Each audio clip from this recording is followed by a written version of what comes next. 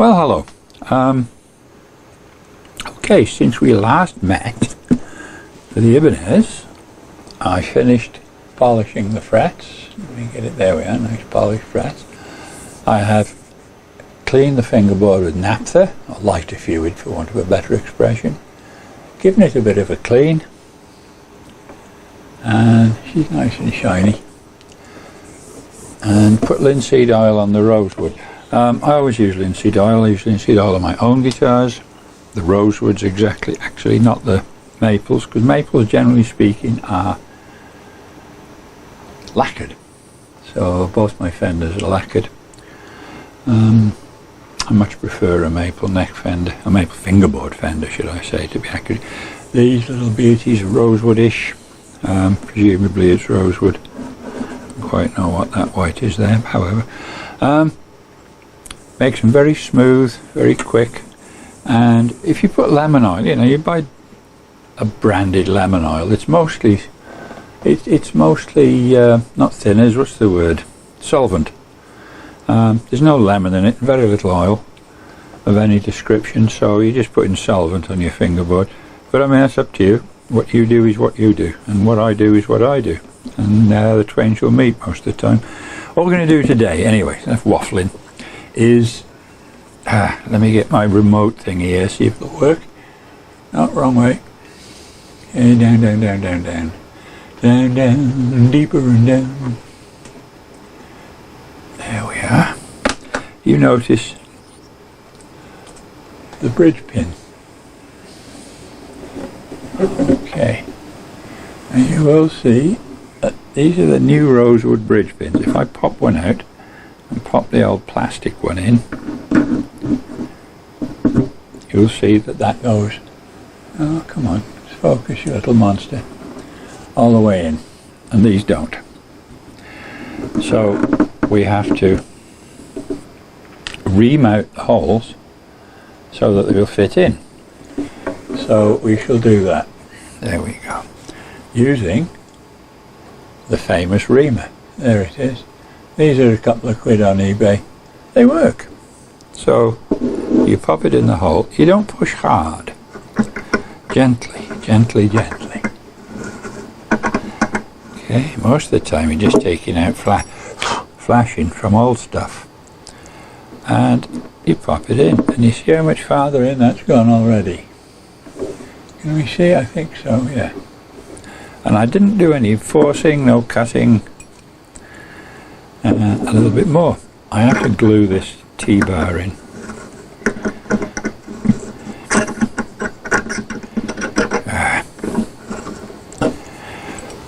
Just a little bit. Very, very little bit. Tad more, tad more.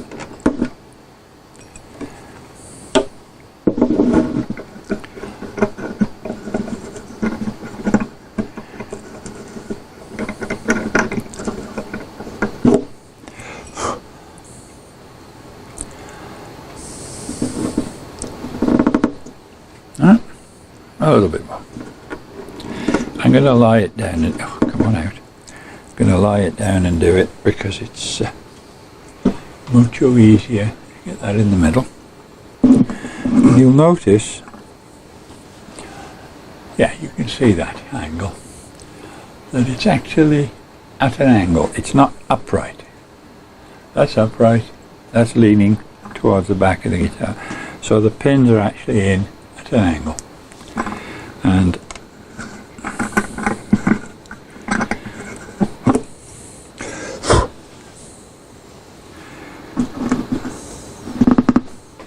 that, yeah, that'd be good. And they actually sit in here really well.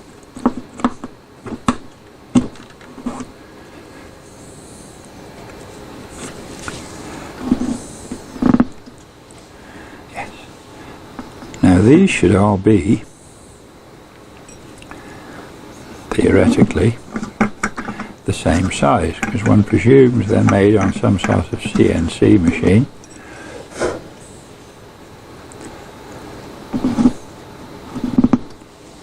Tiny bit more. because I wouldn't like to have to make these things by hand. Imagine some poor little Chinese kid about 6 years old with a bit of sandpaper and a modelling knife.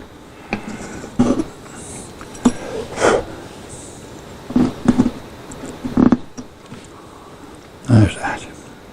Tiny bit more. Really, it's much easier to take a little bit more off than it is to put some back on, because you really can't do that.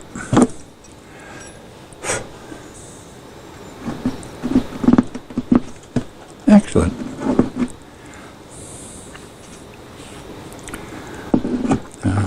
Like everything on a guitar, this can get tedious.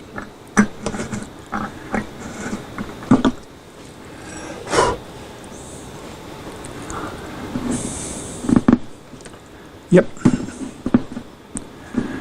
That one actually doesn't need. No. This one does quite a bit.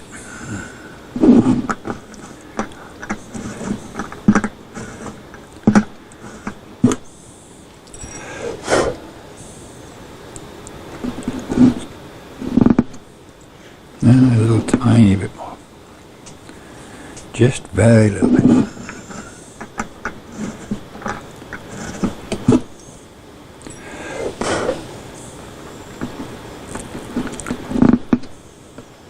Bit more. Yep.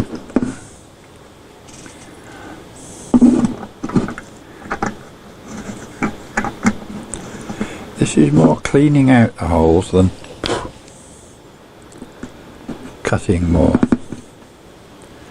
No, still a bit more.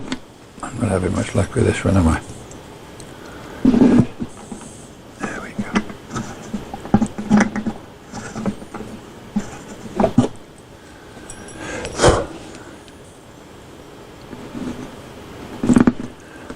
Yes, that's it. And the high E needs just a little bit. Oh, you can't see what I'm doing, can you? I can't see what I'm doing either. There we go. It's one thing to see what you're doing, it's another thing to know what you're doing. And you can always let it. Lovely. Perfect. And you can now see that they're all, some would say they're sticking up a bit far. Possibly I should just pop them down a little bit lower. But as they get used, they'll squeeze up and wear. So if we leave them a little high, just as a point of interest, you could probably get away with using these. Because what happens is the string end comes up. Where are we? The string end comes up and sort of sits about there and pushes it back in. So it's sort of self-wedging or self-wedging, which you want. Now, the next job, yeah, that's how they're fine. The next job we do with these, now we need to put Isaac down somewhere where he won't fall over and start screaming and shouting.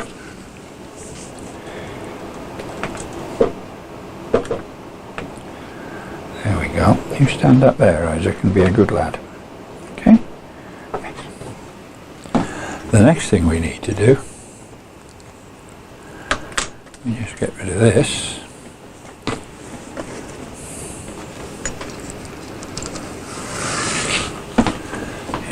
And where is my chisel? I have no idea where it's gone. We don't want that one.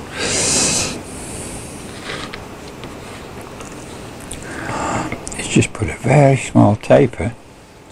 Can you see? No, you can't. There we go. Put a very small taper on the end of these.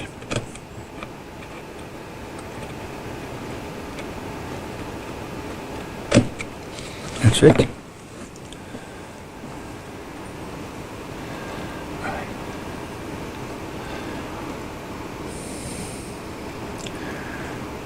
That's so that the strings don't catch on the end.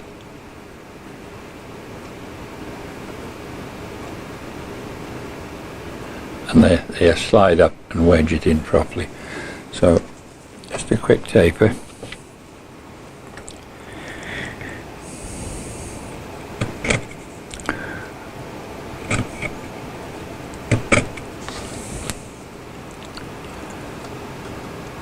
That's fine.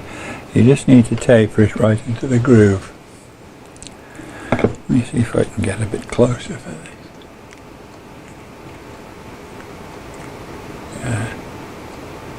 Okay. Better lighting.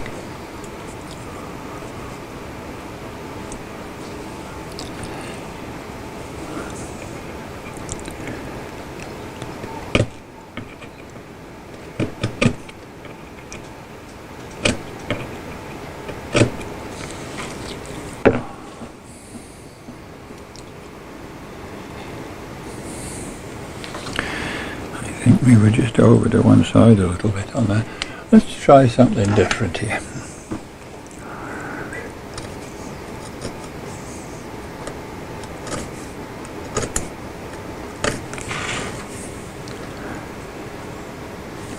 Oh, we could even do it pencil sharpener.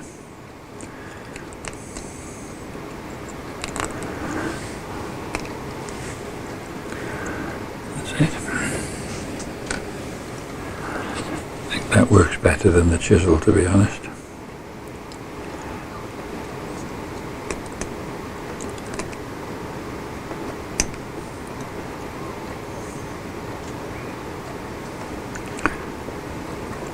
These scalpels are razor sharp, so that's it.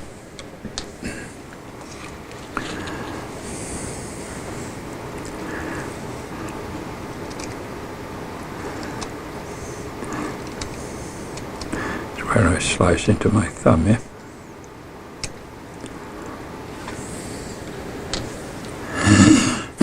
Excuse me.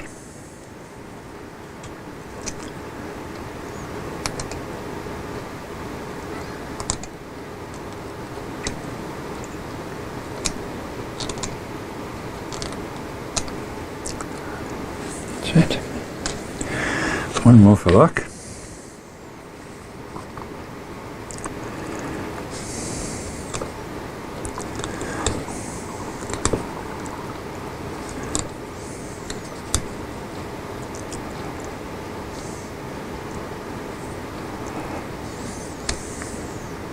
Good. Put that back. And now we need some fairly aggressive wet and dry. And just take off the rough edges.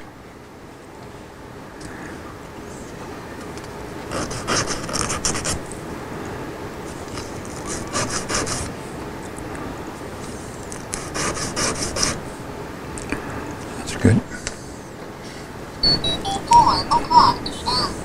4:00 Did you hear that? It's 4 o'clock PM at 71 degrees Fahrenheit. That's how hot it is. Yes.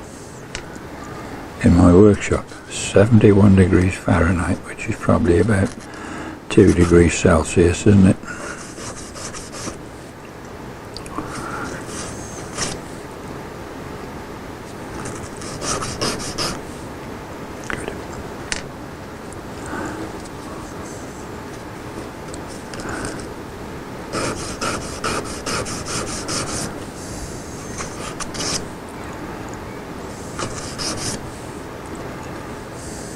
One more.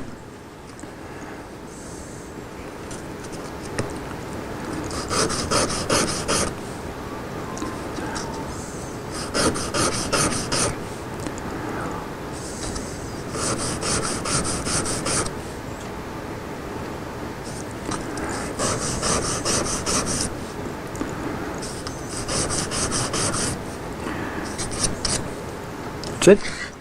Perfect. Right, chisel away.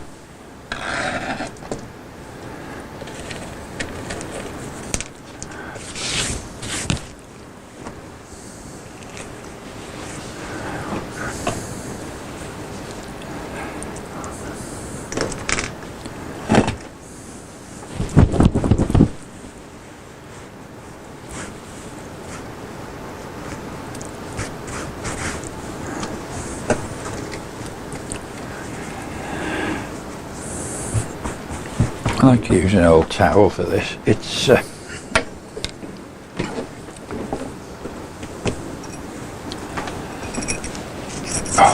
I really must sort this bar out. It's going to fall and chip something one of these days, and then I'm going to be like, oh dear, okay, I suppose I have to buy you when you finish on your guitar, which means buying I have to do it. And let's zoom out again. Come on, Isaac, what's the matter with you? There we go. Right, it's restringing up time. I shall turn you off and turn you back on when the strings are on it. I won't be a moment. Oh, there she goes. Right, the magic of video. Stringed up, strung up. All I have to do is take away the antenna and just get the dust off. We've got one slightly high peg here, but that won't hurt. Yeah, it is dead. It is dead, and I've got bridge filings everywhere because I filed just a little bit more off the bridge.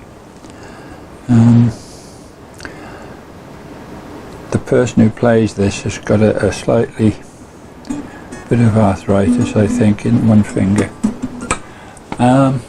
However, we will nip the ends off. Where's my end nipper?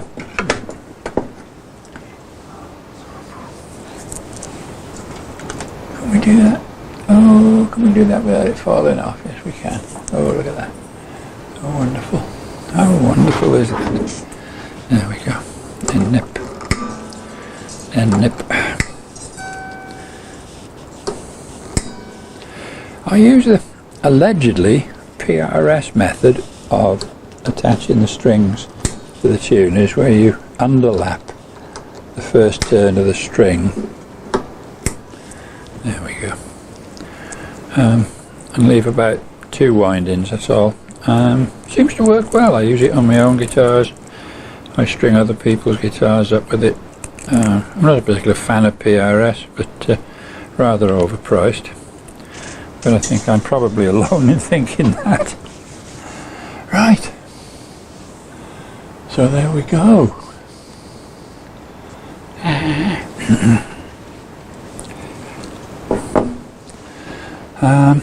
Isaac ready for duty.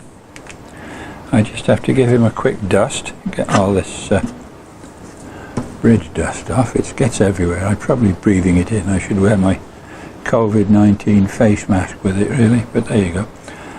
My nice new Stanley. Let's have a see if I can pick it up. Not quite. Stanley voice, 19 quid on eBay. It's all metal, no plastic parts. They do give you a couple of rubber jaws. However, all very useful. So there you go.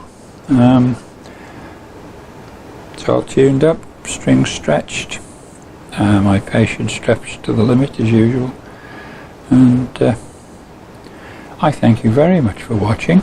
Those of you who have done, I know I haven't got thousands of followers, but that's not the issue. I treasure those I do have, so believe me when I say you are treasured. And thank you for watching, and please stay safe in these weird times, and I know it's a pain in the nuts, but there you go.